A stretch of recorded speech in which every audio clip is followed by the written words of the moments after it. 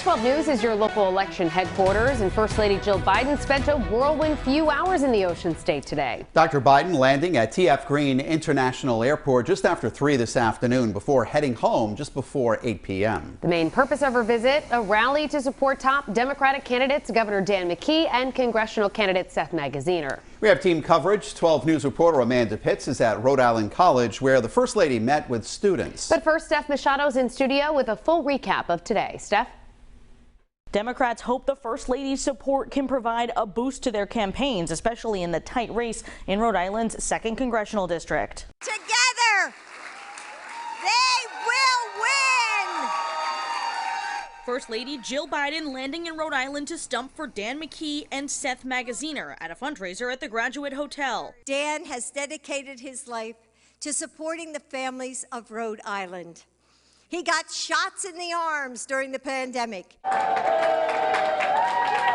Then moving to Cranston, where more than 200 Magaziner supporters were enjoying meatballs at the Maria de Prada Society. He will stand up for the right to choose, and he's going to hold big corporations accountable when they put profits over people. Voters in the 2nd Congressional District elected President Biden by double digits over Donald Trump in 2020. You elected my husband Joe, and I thank you for that. Yes. Just imagine what he could do with more partners like Seth. Magaziner is locked in a close race with Republican Alan Fung for the U.S. House seat currently held by Jim Langevin, who is retiring. Fung, the former mayor of Cranston, is leading by single digits in multiple public polls conducted in October, but Democrats claim the race is tightening.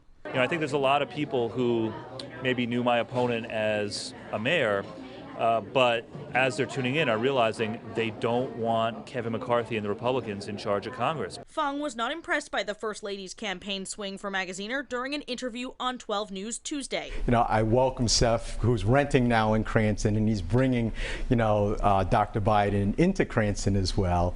But in all seriousness, what that shows is he's just doubling down on the failed policies of the Biden administration. And while the First Lady was here, Alan Fung was in Boston for a fundraiser with Republican Whip Steve Scalise. Meanwhile, Ashley Kalus, the Republican nominee for governor, called McKee desperate for bringing in what she called D.C. insiders to campaign for him here in Rhode Island. I'm Steph Machado, 12 News. 5 candidates are hoping to earn your vote for Rhode Island governor. Here they are in alphabetical order: Independents Elijah Gizzarelli and Zachary Hurwitz, Republican Ashley Kalus, Democratic incumbent Dan McKee, and Libertarian Paul Rihanna Jr. Running to replace Congressman Jim Langevin are Republican Alan Fung, moderate William Gilbert, and Democrat Seth Magaziner.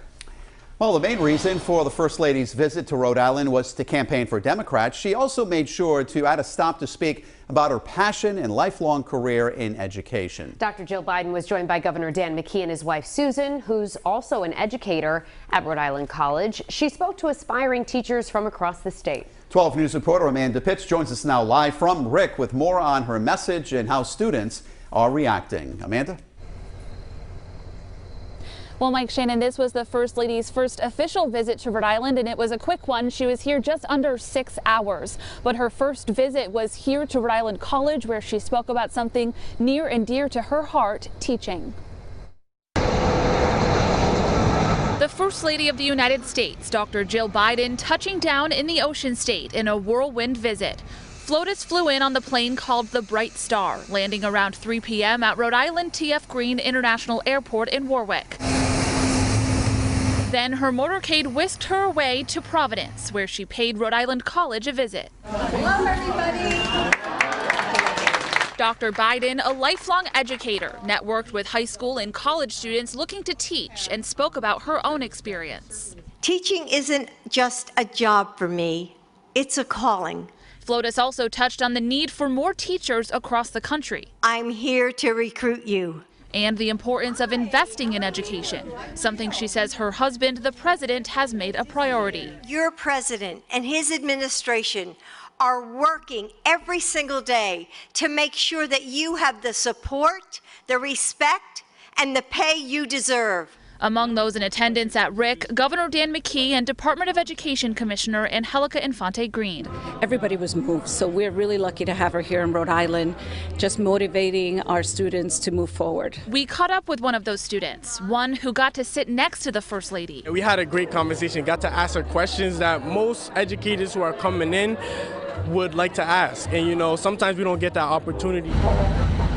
After her final visit in Cranston, her motorcade headed back to the airport and the First Lady boarded her plane back home, but left many here on campus inspired. There's people who are out there called to be educators. Just answer the call, you know. The future is waiting for us.